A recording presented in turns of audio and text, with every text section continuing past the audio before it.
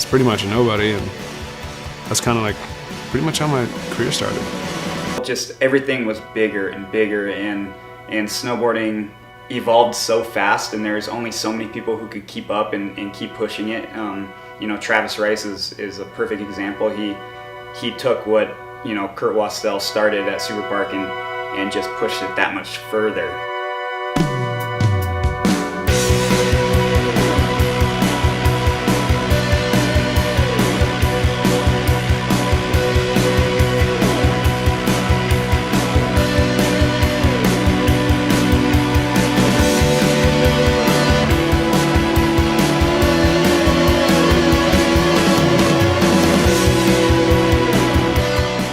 My first year at Superpark, I didn't have an invite.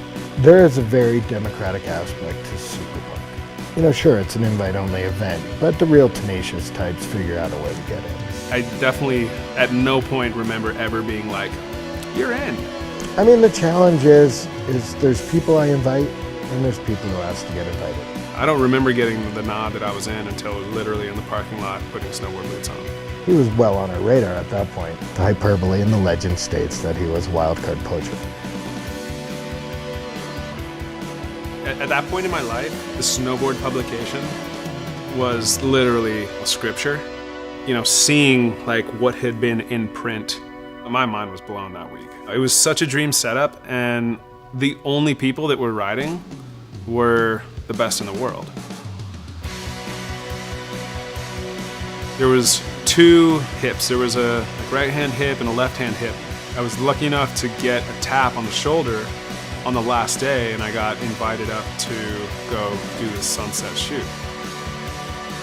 At a certain point, it was just kind of a Hail Mary. I don't know, I finally just sacked up and dropped in and kind of gave it everything I had on the compression. And Check the big old backside rodeo from end to end on that thing. And it all of a sudden everybody's like, whoa, whoa. Somebody went end to end on that thing. There's not a lot of words that describe watching that trick go down because his jaw hits the ground, and of course with Travis, it's just a complete nut job. And immediately, 50 cameras pointed in his direction. I just remember riding away from that.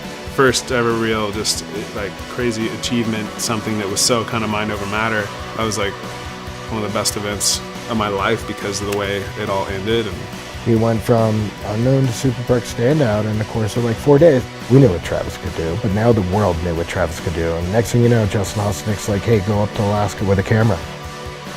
he approached me after Superpark and was like, hey man, do you want to try to film a part with us?